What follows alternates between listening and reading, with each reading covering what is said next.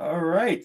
I am here with the one and only Shane McCormick, and we're here to talk about his new movie Trapped, which is now out. And Shane, man, I gotta tell you, not only did you come up with quite an interesting film in terms of the story, but you, my friend, pulled off an amazing performance as this guy who starts out nice, but then the dark side comes out, and you just you nailed it. You were like perfect in that role of Frank.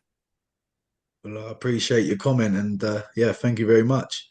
I mean, it was tough. It wasn't. It's something that you got to sort of lock yourself away and sort of try and become. In each stage, like you said, it goes from nice to bad, and you go on a little path, a little journey with my character Frank. And it sort of came from a film called Nil by Mouth with Ray Winston, and it sort of just followed that cycle of trying to find that anger and try and become that character, if that makes sense. It's very deep and dark, so you need to get that psychological instinct in yourself to become Frank and do the things that he's sort of capable of. And not just that, we also learned that, and I'm from when I saw the film and realizing what the character was all about, it's because, in my opinion, I think that he suffered childhood trauma himself, and it's like in a way he didn't, Frank didn't know where to find an outlet for that anger. So once he's in this relationship and things start to go a little downhill, he doesn't realize that he could find another outlet for his anger, so he takes it out on his girlfriend. And because of the trauma, it's like a father like son type scenario. That's what I was seeing in that. Yeah, exactly. I mean, I believe myself in therapy and things like that, psychological, um, mental sort of state of mind from a childhood that can happen from growing up in a scenario where your dad's an abusive or he's a drunk or you're in that sort of vibe growing up as a kid. It does mentally sort of talk to your brain.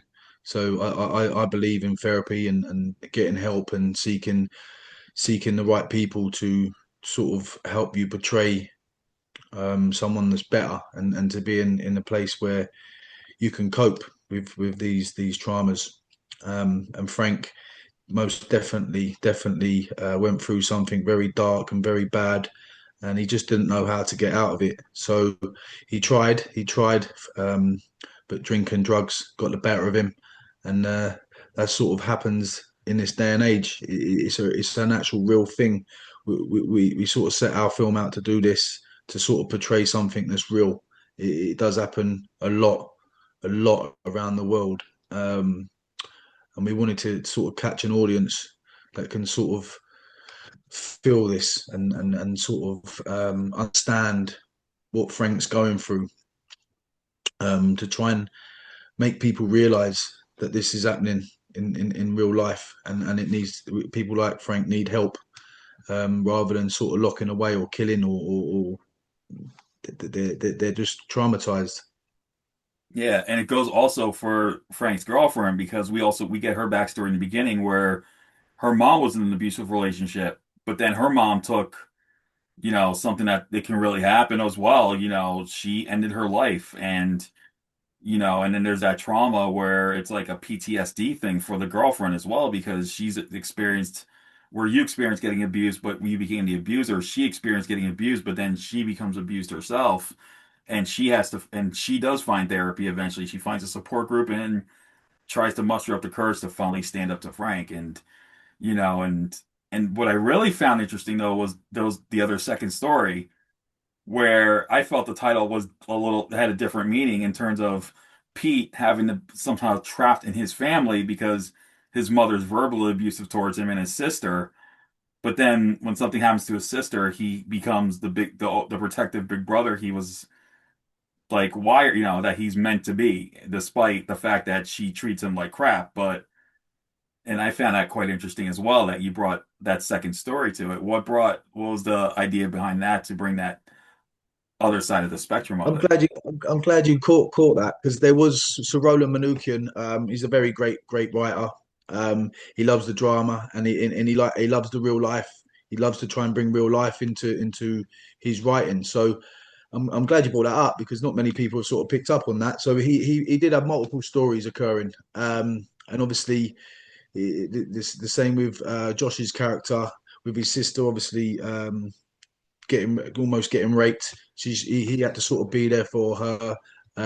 So then it was like that drama of what's occurring over there is then obviously stopping people looking at what's going on over here with Ray, and obviously what she's gone through because of her mum.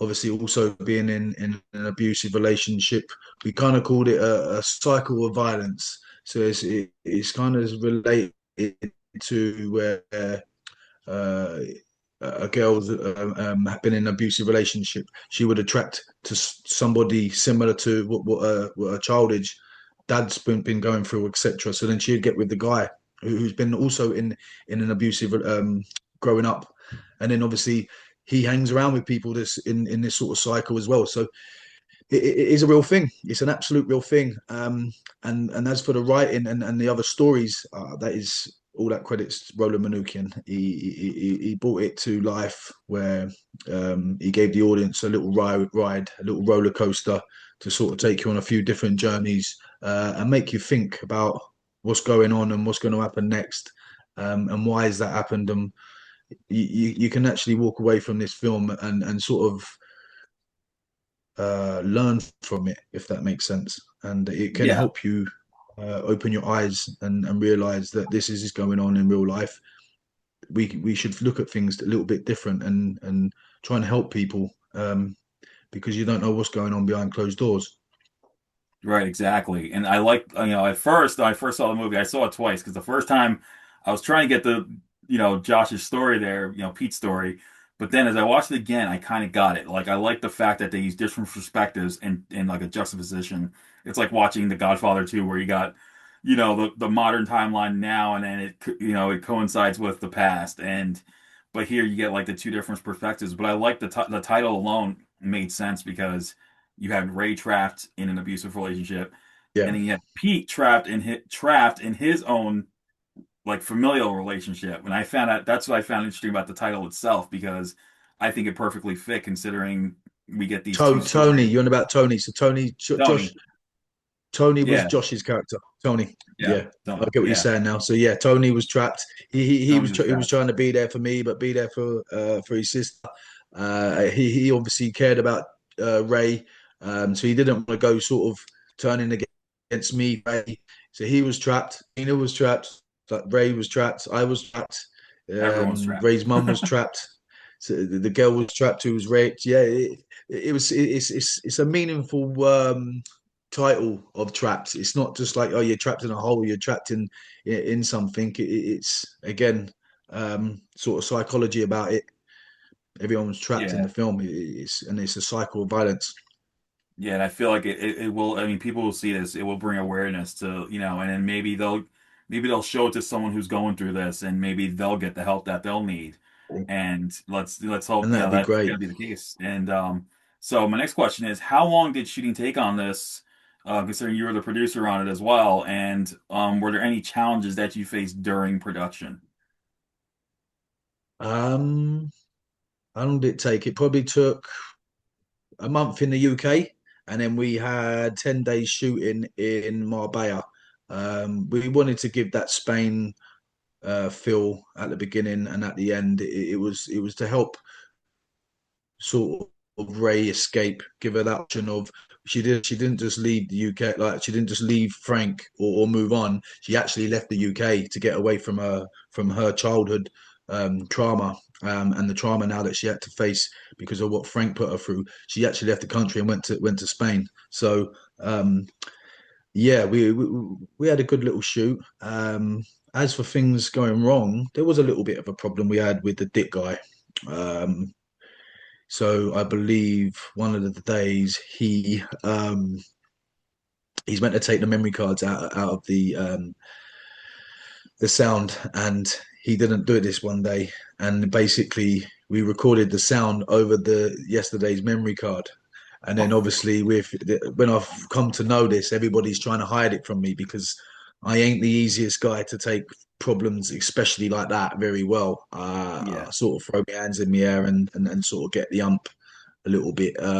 But they kept it behind closed doors. And then when they finally come to me to tell me that basically we've gone over one of the memory cards, I'm like, well, what scene did we go over?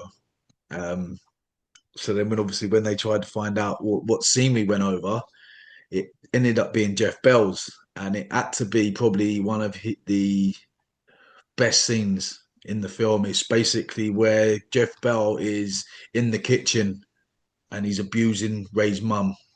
yeah, And he's got the glass, and he's doing this with the glass, and he has the swigs, and he goes up to her slowly and sort of grabs her hair.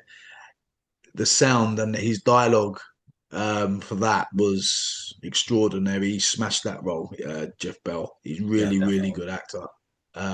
Very, very good at what he does. Um, but thankfully, we didn't give up. We chased all the channels that we could to sort of rectify what was went over, etc. We paid a few grand out to sort of fix the problem, and we got round it, which was great. Because if we would have had to go down a reshoot route, I don't think Jeff Bell would have done it. He probably wouldn't have delivered it as good as what he did it the first time. So and it would have probably cost 5 to 10 grand just to fix this little issue. But um, yeah, and then obviously asking Jeff Bell to do it again, I don't think he'd have done it. So um, yeah, I'm glad we swerved that problem. Oh, that's a relief. And I know I understand what you just said earlier, where you said like you're not the easiest guy to work with in terms of the producer, but I think it's because you want to make this really special and perfect in a way. So that's why I kind of get why people It's say my that. baby. It's my baby. It's our first feature film as well. I moved out in this production. It's obviously my first lead role as an actor as well. So you kind of we've done all the pre-production correct. We spent enough time on it to make sure that there wasn't any issues. And then Yeah, that's all it takes is one idiot to come on one day, not woke up properly, not had the right sleep. I don't know, but he didn't do his job properly. That's the end of it. He didn't last long. Obviously, I got rid of him on that day, but that's how things need to be. You can't have people that's just going to bring issues to your table, and I right. definitely don't want things like that around me. So he Yeah. had to go, unfortunately. Especially for a first film. I mean, for this being your first film, I mean, I totally get that because I mean, like you said, it's your baby. You want to make sure that it's done right, and you want to make sure that it will catch the audience, and and I hope that people get to look. So my interesting question I want to know is, how did you want to get involved in film? How did that begin? Like, what was your journey into like how did you know you want to get into producing and acting? So it was sort of something I wanted to do as a kid. I obviously doing drama at school. I always wanted to sort of get involved with films. Obviously, love watching films, love being around it, and sort of getting in the role when I was doing drama, etc. And I was intrigued to learn. But obviously, I went to done performing arts for 2 years in sixth form. Once I finished high school, and then the next stages will go to drama school. My old man wasn't around, so it was something. It was too far away. It was sort of 21st acting schools, etc. That I just didn't have the funds to sort of, or my mum didn't have the funds to help me put me through drama school. And obviously, you don't really know your options as a kid. You don't really know what can I do, this can I do that. Where can I go to find a different route to do it? Unless you're Hmm. you brought up doing drama, or you got an acting dad, or you got an acting mum, or someone in the Yeah. family does acting or producing. I've come from nothing, zero. So not one person in my family has ever acted or produced or anything. So I had to sort of start from the very beginning on myself. And then I become a carpenter at 18. I went to college, become a site supervisor, site manager. I had my own construction company. I bought my mum's council house, flipped it, earned a few quid, put myself into a drama school by 26. A drama school called The Real Scene. So I put them out here where you're mentored by actors that are established actors. They're not working class actors. Sorry, they're not teachers that are working class where they've been taught to teach. They are working class actors that mentor you in the Real Scene, which is a great drama school because you're around it. They teach you the realness of producing and acting in films. Um, so yeah, I've done that for 2 years with them, and then I just sort of started from the bottom. Little roles, bit part roles, bigger lines, bigger roles. Got myself around it. Started from the beginning, and then each role got bigger, and then I started getting around a few people. The Nick Nevans, the Rolands, the Frank Harpers. Obviously, Frank Harper was my mentor. So then you sort of meet these people and you're getting around their films they're doing, etc. Then I started doing lead roles in short films. Done a two of them for another company, and then I started my own company, Move Mountains Production, and I started doing a couple of short films where I'm the producer as well. We produce the films, but we got great actors attached like Nick Nevans, Katie Jarvis, Josh Myers, Frank Harper. They were in our first one. Let's talk about George. Then the second one, Roland Manukian directed. Then you got Jeff Bell, Jamie Winston, and a girl from EastEnders. She was in it. So these two short films, and I'm the lead. And then also, then I'm ready. I'm ready. I start working with Nick Nevin on Rise of the Foot Soldier for a month. Managed to be his right hand man for a whole month, learning how the machine works from the start to the beginning, start to the Wow. end. Um, yeah, and it was a great experience. I just sponged it all That in. We had Vinnie Jones that on there. We is had Craig Fairbrass. yeah. Yeah, that right So there. That then after that, I you could created be this an film. you could be an inspiration to many going from the bottom up, not Brilliant. just Yeah, as here you are you start as a carpenter because you wanted to have you had this dream and you went a different route at first, yeah. but it led up to the dream, and you're finally living it. Like seriously, that is like an inspirational story on its own. Like it could even have its own biopic down the road if if you really think about it. Like a I biopic about you hope going so. from Appreciate it. definitely. And so Yeah. with that said, what's next for you after Trapped? Now that Trapped is out, what is next for you after this? So I've had a couple of great investors that have been supporting me and backing me throughout this little journey. One of them being Bradley Ward. Um, he supported me from the very start. He invested in a company where we created a film called Deadly Games. I'm the creator. I had someone co-write it with me. It's based on basically Bloodsport with John Claude Van Damme. Oh I yeah, can see it in okay. your background. I can see it in the background Yep. here. Yep.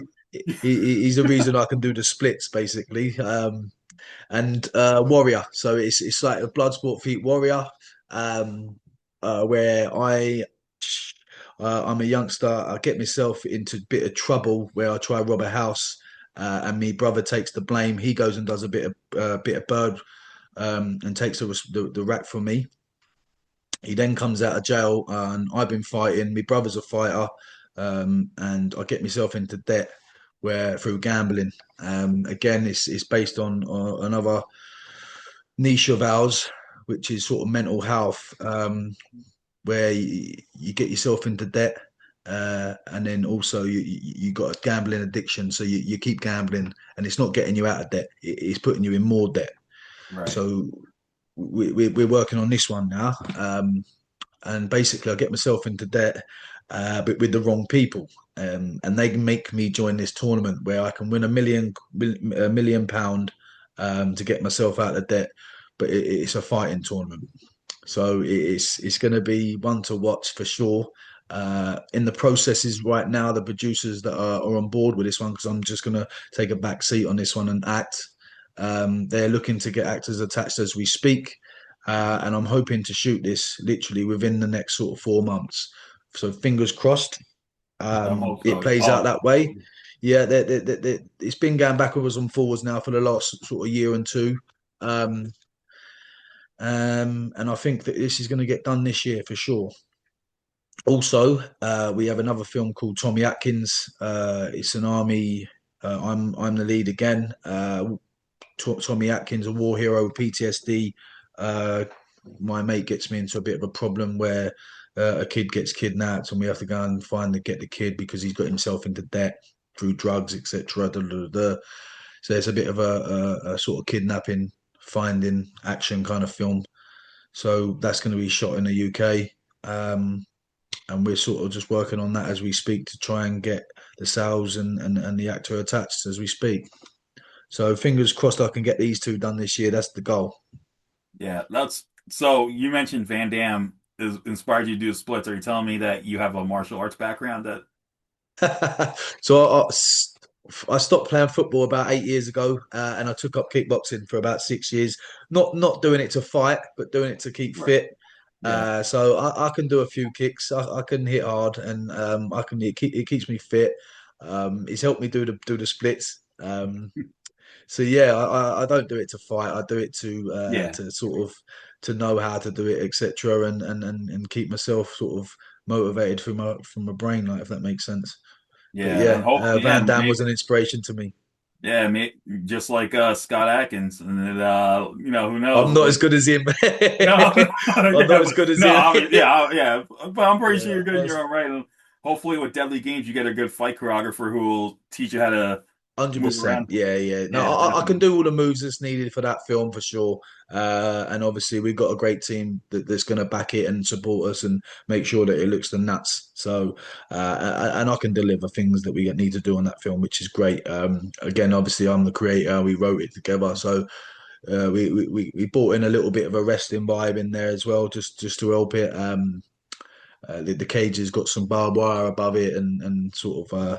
I won't spoil the film for you, but Right. yeah, I'm the lead in that one as well. And we've opened it up. We've opened both of these films up to be able to make number two. So fingers crossed we can get these done because I think they're must-watch films for sure. Yeah, definitely.